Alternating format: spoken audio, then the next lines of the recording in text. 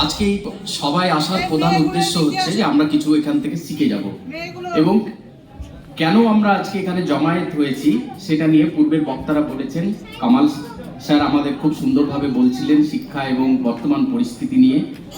আমাদের প্রাক্তন সাংসদ ফরমার সাংসদ অধীর রঞ্জন বাবু খুব সুন্দরভাবে বিভিন্ন প্রেক্ষাপট তুলে ধরেছেন এবং ইসলামের যে দায়িত্ব কর্তব্য এবং বর্তমানে আমাদের কি করণীয় সমস্ত বিষয়গুলো অত্যন্ত তুলে ধরেছে। আমি আপনাদের কয়েকটা জিনিস আমি তুলে ধরছি।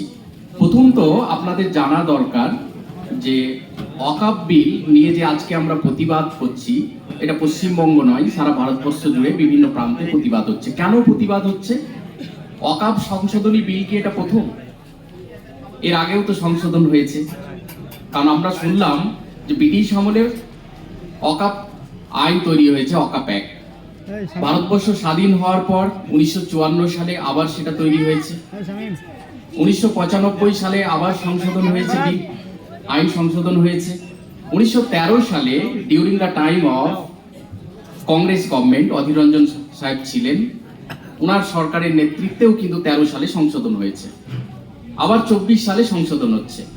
তাহলে 24 সালের সংশোধনীতে কেন আমরা বিরোধিতা করছি, এটা প্রথমে জানা উচিত। এবং এই সংশোধনী আনার উদ্দেশ্য কি তা কিন্তু আমাদের প্রত্যেককে জানা উচিত। দেখুন, সংশোধনীতে আমরা প্রত্যেকেই জেনেছি এর আলোচনা থেকে যে 40টা প্রধানত সংশোধন আনা হয়েছে। কেন আমরা আজকে সবাই গেছিলাম এবং কেন ওয়াকফ বিলের বিরোধিতা করা উচিত, তাহলে এটা যতক্ষণ আপনারা না ক্লিয়ার হবেন, আপনারা না জানতে পারবেন, ততক্ষণ তো বিরোধিতা করতে পারবেন না, ততক্ষণ তো বোঝাতে পারবেন না। কারণ বিলে দেখানো হচ্ছে যে কিছু কিছু ওয়াকফ সম্পত্তি, আপনারা বললেন যে অধীর রঞ্জন চৌধুরী বাবু বললেন যে আমাদের ওয়াকফ বোর্ডের বর্তমান আয় 32 লক্ষ টাকা পশ্চিমবঙ্গে, সেটা হওয়ার উচিত কয়েকশো কোটি টাকা। কলকাতার মতো একটা বিধানসভা ভবন যেটা সরকার দখল করে রেখেছে, তার ভাড়া দিচ্ছে 100 টাকা, অথচ আপনারা একটা এটিএম এর ভাড়া দেবেন বহরমপুর শহরে 50,000 টাকা, 35,000 টাকা, 40,000 টাকা ভাড়া পান। তাহলে কেন? আচ্ছা, এটা প্রথমে জানা উচিত। তার আগে আমি আপনাদের বলি যে ওয়াকফ সম্পত্তির মালিকানায় কি আপনারা ছিলেন স্বাধীনতার পরবর্তী সময় থেকে আজ পর্যন্ত?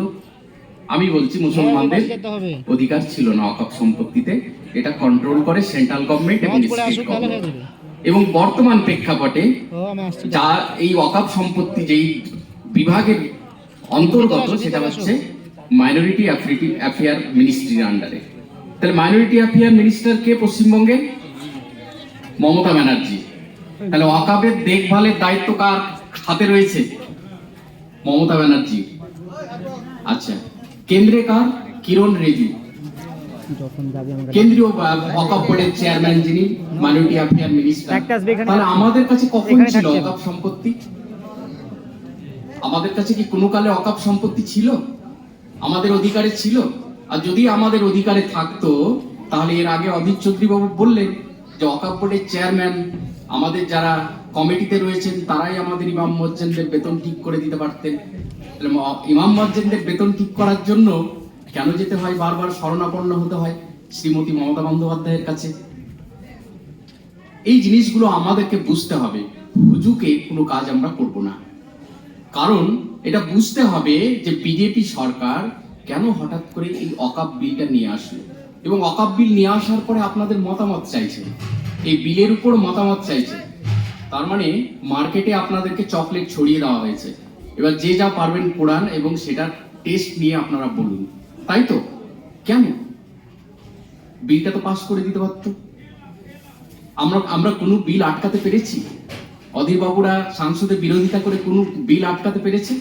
ট্রিপল তালাক বিল বলেছিল পাস করব, করে দিয়েছে। ইউনিফর্ম সিভিল কোড, সেটাও পাস করে দিয়েছে। আরো যে বিভিন্ন এনআরসি ক্যাপ নিয়ে আমরা ভারতবর্ষ জুড়ে আন্দোলন করেছি, বড় বড় সভা করেছি, জনসভা করেছি, কিছু আটকাতে পেরেছি? পারিনি। তাহলে তারা কেন এত সময় নিচ্ছে, এটা কিন্তু বুঝতে হবে। তার প্রধান কারণ হচ্ছে যে বিজেপি বর্তমানে যে প্রেক্ষাপটে রয়েছে ভারতবর্ষে, কারণ তাদের একমাত্র ভিত্তি উন্নয়ন ছেড়ে দিয়ে সাম্প্রদায়িকতাকে কেন্দ্র করে ক্ষমতায় থাকা। আর এই সাম্প্রদায়িকতাকে কেন্দ্র করে মানুষ কতদিন খাবে?